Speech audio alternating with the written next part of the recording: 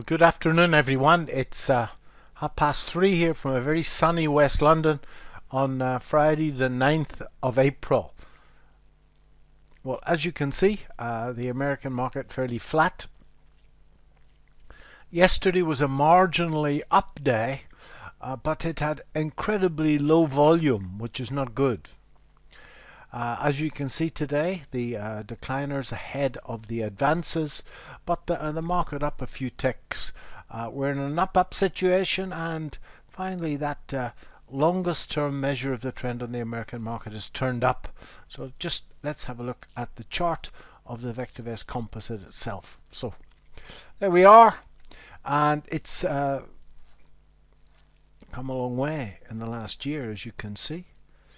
After the sell-off, the February high left long in its wake, and we're pushing up here towards this resistance level one, twice, three times.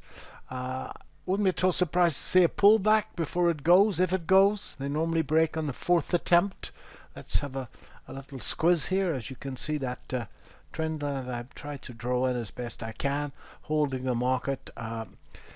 It's going to take some energy to get through that. Let's see what happens a little bit later today. So if I now have a look at what I've been holding in the US, reasonably happy with what's happened here. As you know, a couple of weeks ago during that noise, I had three flat trades, losing trades in a row, which hasn't happened for a long time, and probably got a bit spoilt in very conservative stocks, apart from one. Horton's, impeccable VectorVest fundamentals. Amat, Applied Materials, impeccable VectorVest fundamentals. Apps, impeccable VectorVest fundamentals. Apple and Microsoft, all looking really good fundamentally on the program. Futu is completely different, and I bought into it based on a technical pattern. The fundamentals on VectorVest are quite poor. So let's just chart these. As you can see, the S&P up all of 1 point at this stage. So if we have a look at these, well pleased with Horton's. I was a bit worried yesterday and the day before, but pushing up again. So that I think I have to hang in there. Applied Materials going sideways. As it goes sideways, the volume is dropping off. That's quite good. Let's see how that goes. Digital Turbine, well, I put up with a lot of noise here, but it needs to break through these levels. A lot of overhead resistance, but a lot of people sweating it out at these tops. Apple going well, and Microsoft going exceptionally well. As you know, I sweated this all out, so glad to see that moving up nicely. And that's Futu, and Futu, I got stopped out of this in the last round. It went back, folks, and if you actually have a look at the fibs in this, and I'll draw them as quickly as I can, so don't waste a lot of your time. But if you go from this low to that high, you can see that darn thing stopped exactly at 62% retracement, and it rose. And as you can see, just look a bit, as it rose, we get a huge volume, lovely big up days right at the top of the range, and it's gone sideways here on falling volume, and I bought it at the open yesterday morning. Based on that, we shall see what happens.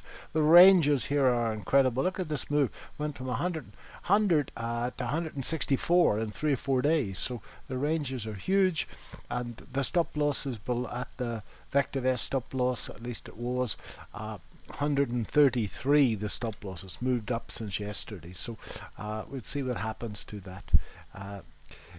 And the intraday trading, well, we'll see what happens today, folks. It's been quite good this week.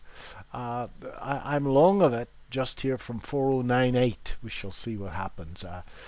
Stop losses under that low. Those of you that know my work should see the spring pattern here, and it's actually a Gartley pattern as well. That low was exactly 62% of that. Yesterday was quite easy as well. As you can see, there is the spring pattern, and if you go back a little bit, there was a beautiful shoulder on that. So that's resistance, resistance, and then breaks, comes back once, goes back, runs the stops. You got the beautiful tweezer bottoms and hammer patterns, and away she went. That was quite easy. Didn't trade in here. I was waiting for the market to come down and take out this low, which didn't happen. So I was, in the words of the sage, a dick for a tick. This was quite easy. As you can see, market finds resistance, comes back once, goes up, goes right down, and charts this little hammer pattern here. I didn't get in there because that happened really early in the morning, folks. I missed that, but I got most of it on the way up. And that's the sort of days you live for as a short-term trader. So let's see what happens today. I have no idea what's going to happen next. Nobody knows what's going to happen next. That run up yesterday happened on very, very low volume. Somebody told me the lowest volume of the year, although I haven't checked that myself. So let's have another look at an intraday chart. That's gold, folks, and gold, as you can see, got headed off at the pass here and made a little double top there. Clearly, if there's any shorts around, and I assure you there'll be lots of shorts around, they will in fact be selling on a high. They won't want to sell down here. The professional money will be selling on a high. As you can see, that's support, that's support. So in fact there is a Wyckoff up thrust here. I'm hoping that this low is in, and if you remember, I was looking for a weekly close above that 1755 level, and that is starting to look less likely now.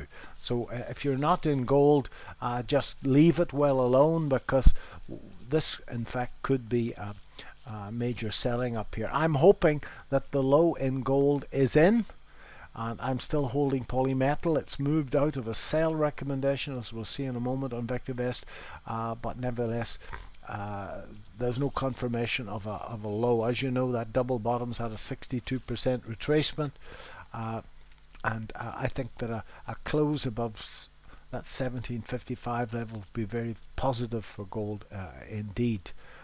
So let's hope that the worst is over here. There's a great deal of upside, and I shall be adding to that upside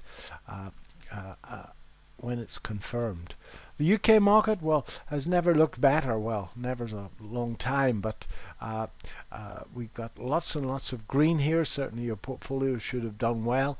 The pointer couldn't be further into this green, and all of the measures of the trend on VectorVest are up, and I'm glad to report that my portfolio is all looking good. Pretty everything on buys apart from two that are in holds, and polymetal is getting its head above water here. It's probably back down today. Quite happy with this Kenos share that I bought into just about 10 days ago, and it's up 10% already, going quite nicely indeed. I think that you could work out a technical target in this. As you can see, the VectorVest metrics are excellent apart from the short-term valuation. It's trading above that valuation, so we have to be careful. Bellway had a good day. Lion Trust would seem to have pushed out of that interminable range. JD Sports the same. Cranswick, Sausage Power, and this is now heading for the stars. I speak probabilistically, folks. We sweated this out for a long time. I know the characteristics of this stock. It does nothing and then it shoots, and as you can see, there's the VectorVest valuation. There's the earnings per share growth that really hasn't put a foot wrong over the last 5 years, and I think that this can get up certainly above the £40 level relatively quickly now. So that look, we had to wait on that, and sometimes you just have to wait for the big winners. I tell you, mining's interesting because the copper price looks as if it wants to go much higher, doesn't it? There's our valuation. There's earnings per share, which has gone from what, 30 pence to 50 pence in the year. Some people will be worried that's slackened off a little bit, and it's in a triangle here. It seems to have broken that little triangle, and that's quite a good sign. Let's see. Clearly this is a copper play, and it will mimic whatever the copper market is doing. I'm not into that long, only from in this range somewhere, but this little bit should be in fact repeated. That would take us to well above £4 in that. So steady as she goes, folks, and just remember that if we go back to the US and we put up the S&P, it's gone up 5 ticks for the day. Let's have a look at the S&P. Get rid of volume because we don't have that. This is crawling up here right at the top of what looks to this range. So even under the most positive circumstances, sooner or later we're going to get a pullback. But this has been an incredibly strong move, that's for sure. The Elliott Wave people are pointing out that there's 5 little waves here, 1, 2, 3, 4 and 5. They're crowing about that this morning, and there's no doubt that that is the case. So even under the most positive circumstances we could get a pullback to these old tops, but our job as investors and traders is to focus our mind in the present moment, and for the present moment all is good. So have a wonderful weekend, folks. For the VectorVest subscribers, I'll see you all on Monday afternoon. Those of you that are not a VectorVest subscriber, if you want to email me, david.paul@vectorvest.com, I'll give you a free invite to our meeting. London is starting to open up again. I noticed this morning on my walk that the final and the last Christmas tree in the window on the Kensington High Street has been taken down. So I'm looking forward to getting our city back, at least some of it back on Monday. Have a great weekend, everyone. Thank you.